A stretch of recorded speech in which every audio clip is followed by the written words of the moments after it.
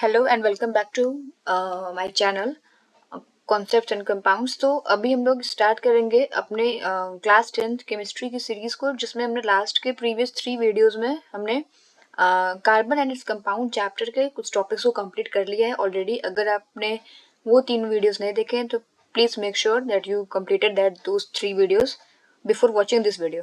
Okay, तो previous video में हमने एल्कीन एल्कीन एल्काइन पढ़ लिया था। तो अभी आज हम लोग पढ़ेंगे यहाँ पे साइक्लिक हाइड्रोकार्बन्स के बारे में। यहाँ पे आज हम लोग पढ़ेंगे साइक्लिक हाइड्रोकार्बन्स के बारे में।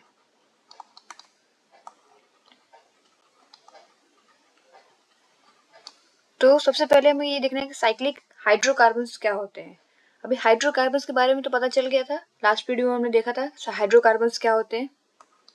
What is hydrocarbon? ऐसे ऑर्गेनिक कंपाउंड्स जो कि किससे बने होते हैं? कार्बन और हाइड्रोजन से। तो उसको हम लोग क्या बोलेंगे? हाइड्रोकार्बन। ठीक है, तो सबसे पहले हम लोग देखेंगे साइक्लिक हाइड्रोकार्बन्स।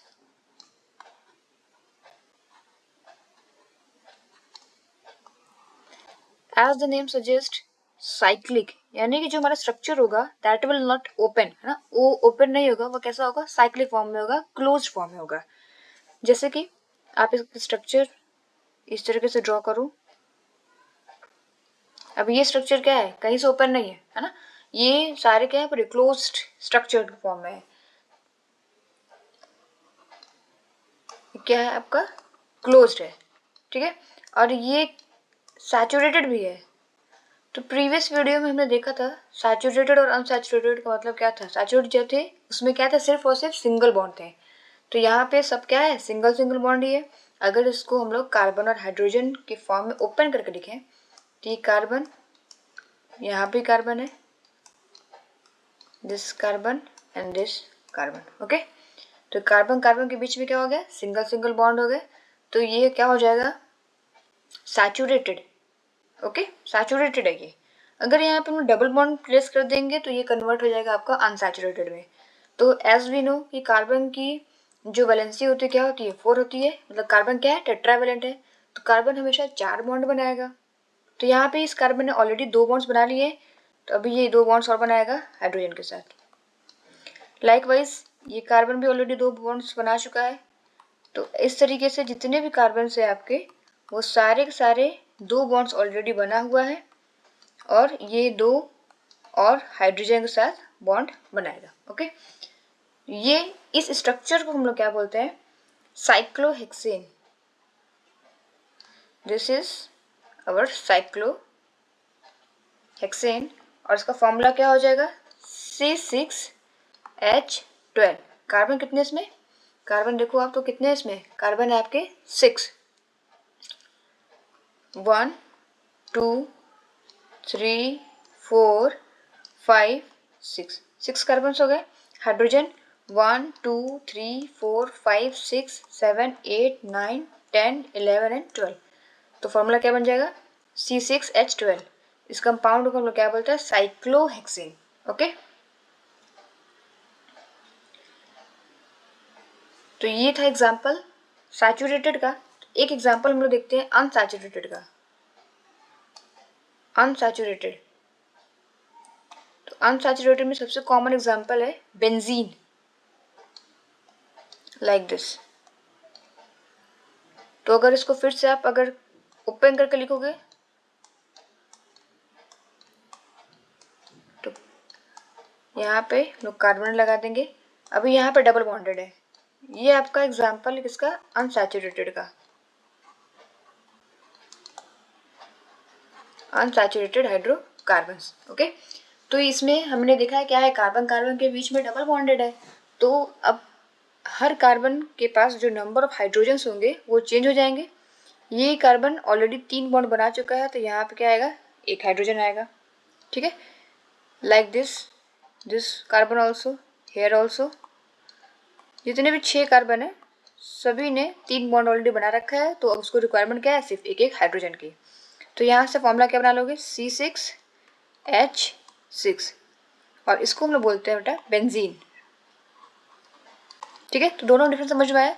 साइक्लोहेक्सेन क्या है, एक सैचुरेटेड कंपाउंड है, एक सैचुरेटेड साइक्लिक हाइड्रोकार्बन है, लेकिन बेंजीन क्या है, एक अनसैचुरेटेड हाइड्रोकार्बन। क्लियर है। तो अगर आपसे एग्जांपल पूछा जाए सैचुरेटेड के लिए, सैचुरेटेड हाइड्रोकार्बन्स, तो उसका एग्जांपल क्या हो गया, साइक्लोहेक्सेन। ओके। और अगर आपसे पूछा जाए अनसैचुरेटेड, अनसैचुरेटेड हाइड्रोकार्बन्स, तो यहाँ पे क्या हो जाएगा, बेंजीन। बेंजीन का फॉर्मूला था आपका C6H6 और साइक्लोहेक्सेन का फॉर्मूला हो जाएगा C6H12। तो ये आप याद करिएगा। ओके, एग्जाम्पल आपको याद होना चाहिए। अब दूसरा एग्जाम्पल भी आप कंसिडर कर सकते हो, खुद से बना सकते हो। फॉर एग्जाम्पल साइक्लोब्यूटेन, तो ब्यूटेन, ब्यूट लगा हुआ है तो उसमें कितने कार्बन होंगे, एन की वैल्यू क्या होगी, 4 होगी। ये हमने अपने स्टार्टिंग की वीडियोस में कवर कर लिया था, ब्यूट, मेथ, प्रेप, हेक्स। ठीक है, तो ब्यूट मीन्स क्या है, 4 कार्बन है, यानी कि 4 कार्बन की एक चेन बनेगी जो कि क्या होगी, साइक्लिक फॉर्म में होगी, मतलब क्लोज रहेगा। ये 4 कार्बन हो गया, पूरा क्लोज है। अब हमको क्या देखना है, कार्बन ने 2 बॉन्ड्स बना लिए हैं, अब यहाँ पे 2 यहाँ पे आप क्या लगा लोगे, हाइड्रोजन। तो आप इससे फॉर्मूला ड्राइव कर सकते हो, C4H, हाइड्रोजन कितने हो जाएंगे, 1 2 3 4 5 6 7 and 8, C4H8 will be the formula for what, cyclobutane. Similarly आप बना सकते हो cyclopropane also, cyclopropane. prop means N is equal to what, 3 C अभी एन लगा हुआ है तो एन यानी क्या होगा, कार्बन कार्बन के बीच में सिंगल बॉन्ड होगा। देन सिमिलरली जैसे मैंने पहले के केसेस में देखे थे, कार्बन अपनी टेट्रावैलेंसी को मेंटेन करेगा। ये हो गया साइक्लोप्रोपेन का स्ट्रक्चर, जिसका फॉर्मूला क्या बन जाएगा, C3, 3 कार्बन है यहाँ पे, और हाइड्रोजन कितने हो जाएंगे, C3H6। क्लियर। आई होप आपको समझ में आ गया होगा कि सैचुरेटेड हाइड्रोकार्बन और अनसैचुरेटेड में क्या डिफरेंस है। अनसैचुरेटेड में क्या आ जाएगा, डबल और ट्रिपल बॉन्ड आ जाएगा, लेकिन सैचुरेटेड में क्या रहेगा, सिर्फ और सिर्फ सिंगल बॉन्ड रहेगा। ओके, नाउ अब हम लोग आगे बढ़ते हैं, एक प्रॉपर्टी के बारे में पढ़ेंगे हम लोग अभी, आइसोमर्स।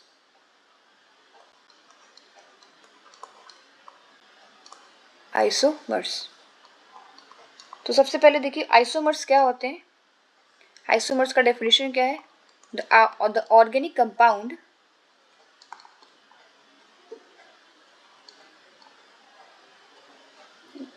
having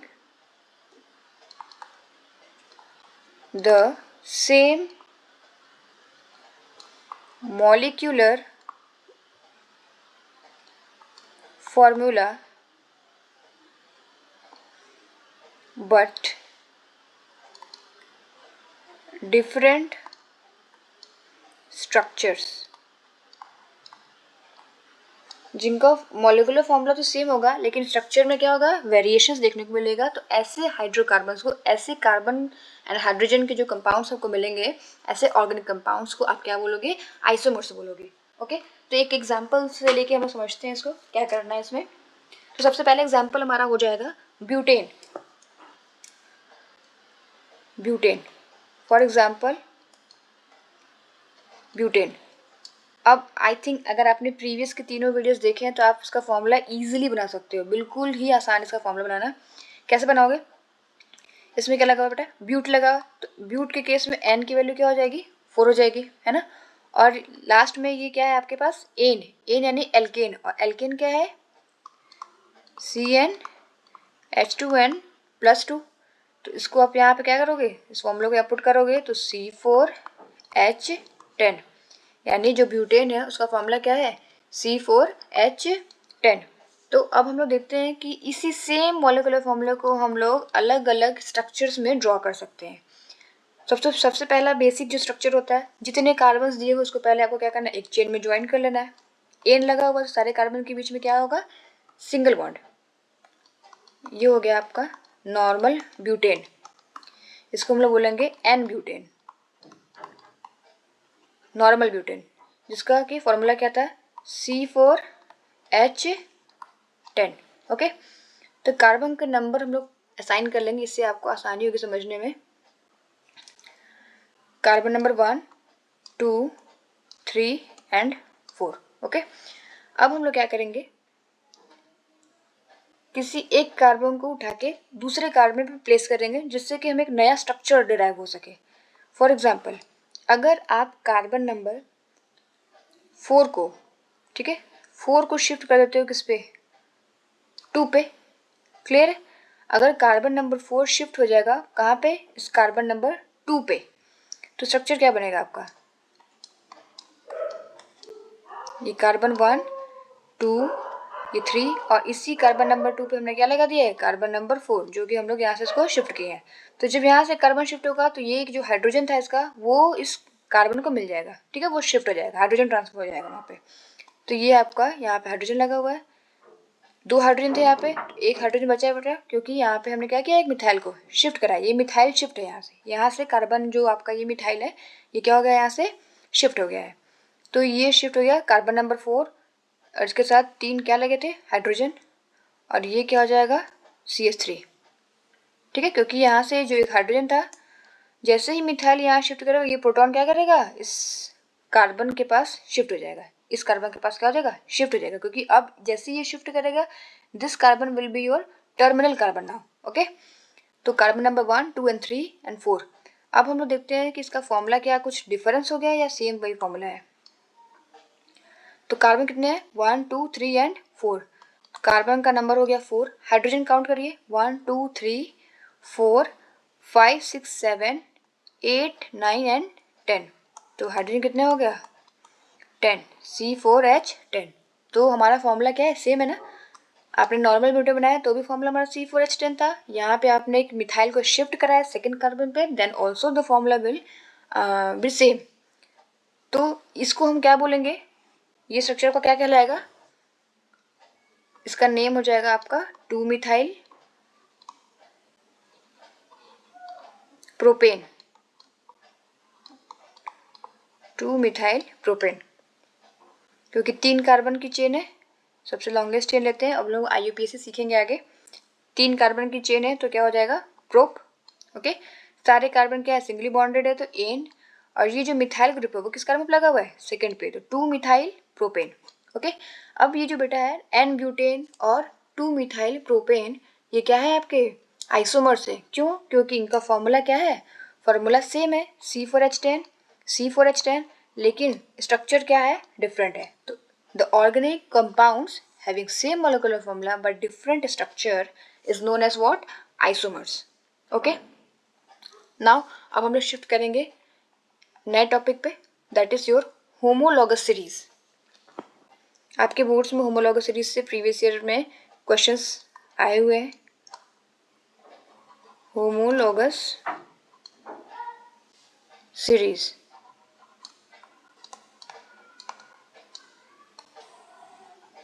होमोलॉगस सीरीज, तो होमोलॉगस सीरीज होता क्या है, पहले इसका एक बेसिक डेफिनेशन आपने नोट्स में ऐड कर लीजिएगा। A homologous series is a group of organic compound having similar structure and similar chemical properties, similar chemical properties in which, अब यहाँ से सबसे important लाइन इसमें ऐड कर रहे हैं, in which the successive compounds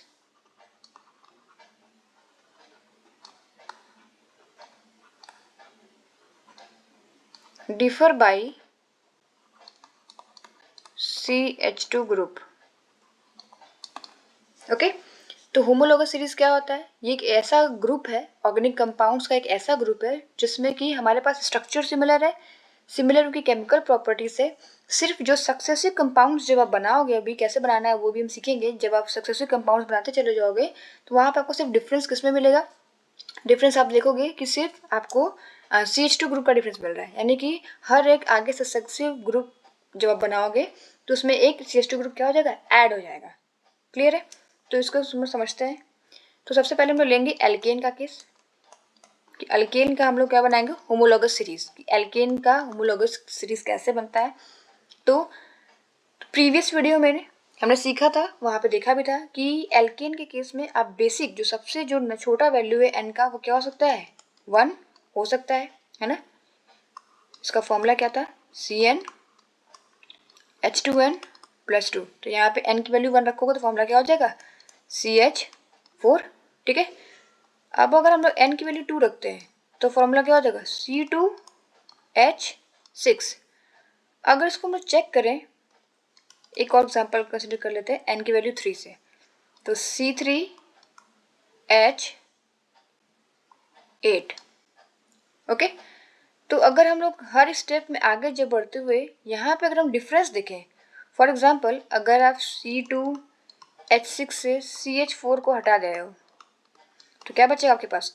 C2 दो कार्बन, एक कार्बन माइनस कर दिया तो एक कार्बन बचा आपके पास, 6 माइनस 4 हाइड्रोजन, तो क्या बचा आपके पास? CH2। ठीक वैसे ही अगर इसमें डिफरेंस चेक करोगे तो 3 कार्बन माइनस 2 कार्बन, तो आपके पास क्या बचेगा? एक कार्बन बचेगा। और 8 माइनस 6, यहाँ पे भी जो डिफरेंस आएगा वो कितने का आ रहा है?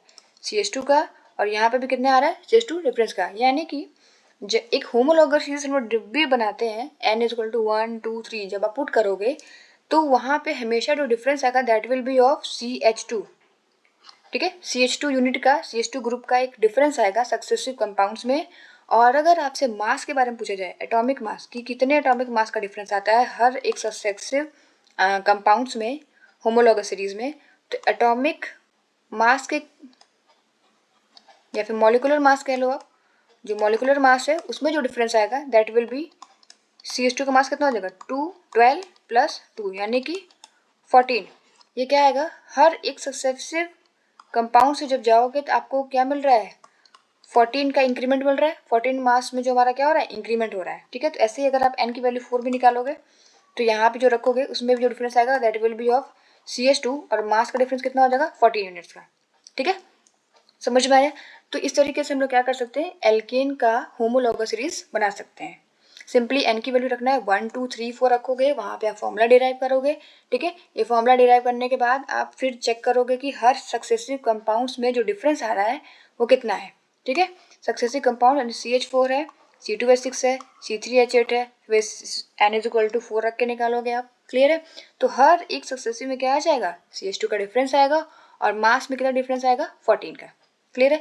ये है आपका एल्केन का होमोलॉगस सीरीज। ठीक है, तो अगर एग्जामिनेशंस में आपसे पूछा जाता है कि जो सबसे छोटी यूनिट है एल्केन के केस में होमोलॉगस सीरीज में सबसे पहला मेंबर कौन सा होता है? That is CH4। ये क्वेश्चन कई बार आ चुका है और काफ़ी कंफ्यूजिंग भी होता है, क्योंकि अभी जब आप एल्कीन एल्काइन वगैरह पढ़ोगे तो वहाँ पे आपने देखा था कि बेसिकली हमारा जो स्टार्ट होता था वो n = 2 से स्टार्ट होता था एल्किन और एल्काइन में। लेकिन एल्केन के केस में क्या होता है बेटा? n = 1 ही हमारा क्या है? सबसे बेसिक फर्स्ट मेंबर है होमोलॉगस सीरीज का for the case of alkene. Hope कि आपको ये बात समझ में आ गई होगी। तो क्वेश्चन अगर आपसे पूछा जाए, the first member of the homologous series of alkene, तो ये क्या हो जाएगा? CH4। CH4 को क्या बोलते हैं हम लोग? मीथेन। ठीक है, अगर सेकंड मेंबर पूछेगा तो C2H6 इथेन। ठीक है, थर्ड पूछा तो प्रोपेन, देन ब्यूटेन, उसके बाद पेंटेन, हेक्सेन, ऐसे चलता चला जाएगा। तो अब हम लोग देखेंगे, ये तो हो गया आपका एल्केन का। Now we will move to homologous series of alkenes.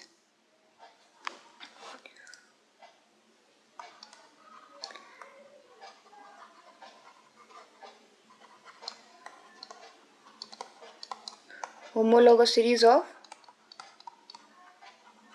Alkenes.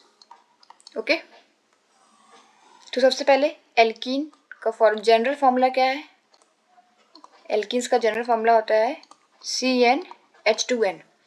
तो एल्कीन क्या है, ये मैंने बताया था आपको, ये है आपका अनसैचुरेटेड, ये अनसैचुरेटेड में आता है। जो एल्कीन है और जो आपका एल्काइन है वो दोनों किस में आते हैं, अनसैचुरेटेड हाइड्रोकार्बन्स की कैटेगरी में। ओके, तो अनसैचुरेटेड में भी ये कौन सा वाला है, ये डबल बॉन्डेड वाला है। ओके, तो जब भी आपको डबल बॉन्ड बनाना पड़ेगा तो आपको मिनिमम जो रिक्वायरमेंट है कि 2 कार्बन की ही होगी, है ना, 2 कार्बन के बीच में आप डबल बॉन्ड बना सकते हो।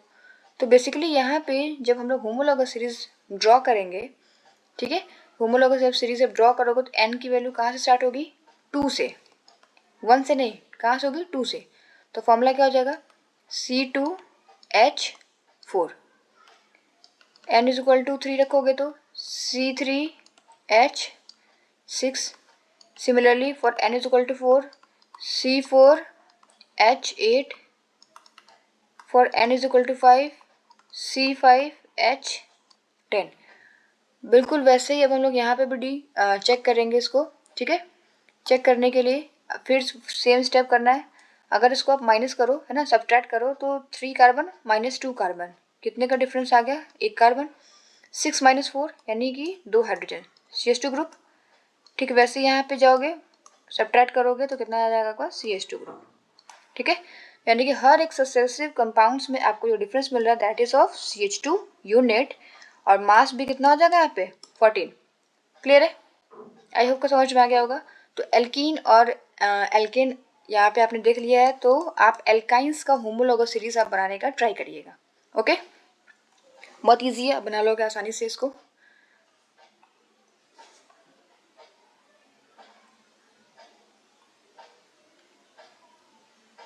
तो आज हमने क्या क्या सीखा, तो आज हम लोगों ने देखा है साइक्लिक हाइड्रोकार्बन्स। ठीक है, साइक्लिक हाइड्रोकार्बन्स में हमने एक सैचुरेटेड देखा है और दूसरा क्या देखा है हमने, अनसैचुरेटेड। क्लियर है, तो सैचुरेटेड में क्या था बेटा, ये जो साइक्लिक होते हैं ये क्या होते हैं, क्लोज स्ट्रक्चर के फॉर्म में होते हैं।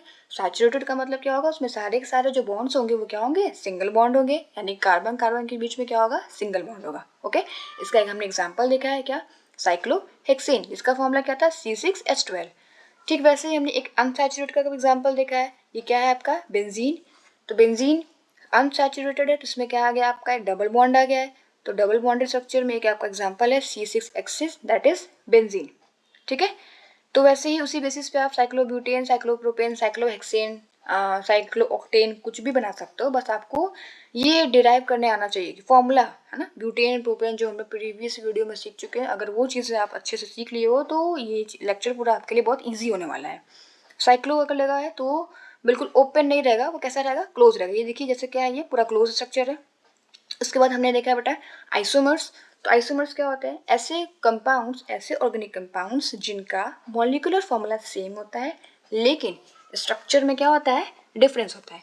तो इसके लिए हमने एक एग्जांपल लिया था ब्यूटेन, इसका फॉर्मूला क्या था, C4H10। ओके, तो यहाँ पे हमने देखा कि ये हमने स्ट्रक्चर बनाया C1 C2 C3 C4, फिर हमने इसकी टेट्रा वैलेंसी के अकॉर्डिंग सारी वैलेंसी मेंटेन की। फिर हमने इसी कार्बन नंबर 4 को हमने क्या किया, मिथाइल शिफ्ट कराया कार्बन 2 पे।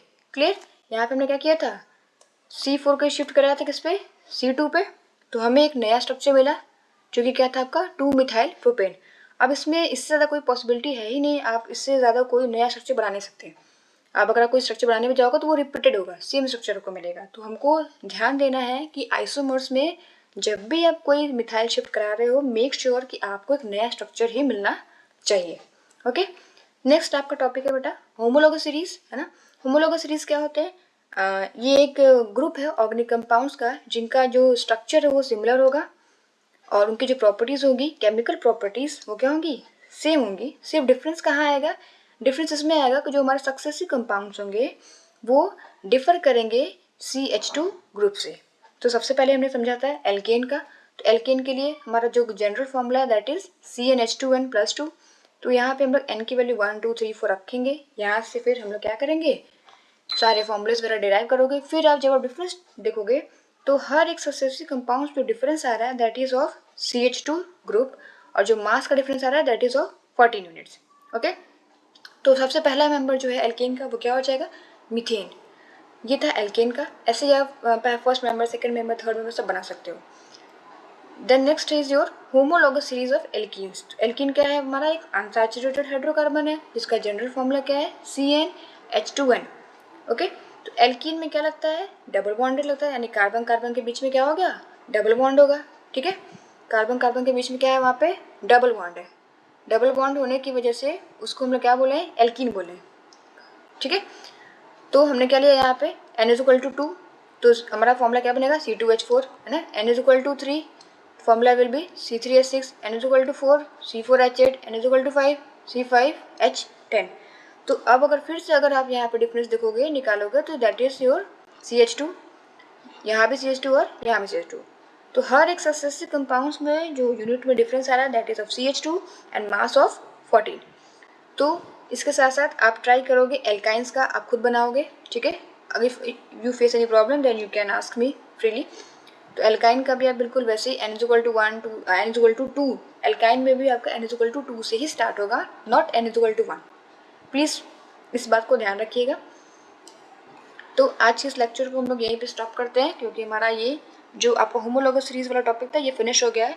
तो कल हम लोग पढ़ेंगे फंक्शनल ग्रुप, जो कि बहुत इंपॉर्टेंट है। ये आपके क्लास 11th एंड 12th की केमिस्ट्री में बहुत आपको हेल्प करेगा। बिल्कुल ये बेसिक होगा आपका फंक्शनल ग्रुप का जो लेक्चर होगा यहाँ पे। नेक्स्ट लेक्चर आपका होगा फंक्शन ग्रुप पे, कौन कौन से फंक्शन ग्रुप हो रहे हैं, कैसे आप आइडेंटिफाई करोगे, कैसे उसके आप नेमिंग करोगे। तो पूरा फुल लेक्चर आपको नेक्स्ट वीडियो में मिलेगा, function group plus nomenclature, IUPAC nomenclature. Okay, IUPAC nomenclature is very very important. Okay, hope आपको ये टॉपिक समझ में आ गया होगा। Thank you for watching.